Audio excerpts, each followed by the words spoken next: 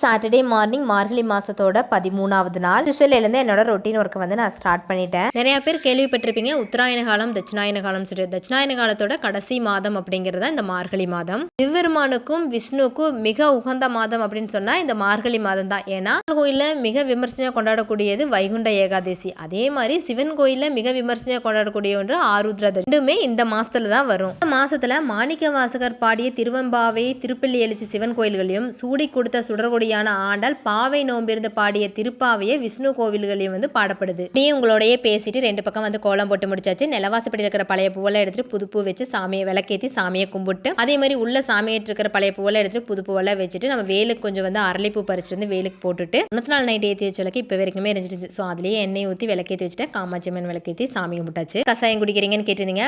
மிளகு ஜீரகம் மல்லி பட்டை கிராம்பு இதெல்லாம் வறுத்து அரைச்சி வச்சிருக்கேன். அந்த பொடி தான் போட்டு கசாயம் குடிப்பேன். பிடிச்சிருந்தா லைக் பண்ணுங்க. நாளைக்கு ஒரு வீடியோவில் பார்க்கலாம்.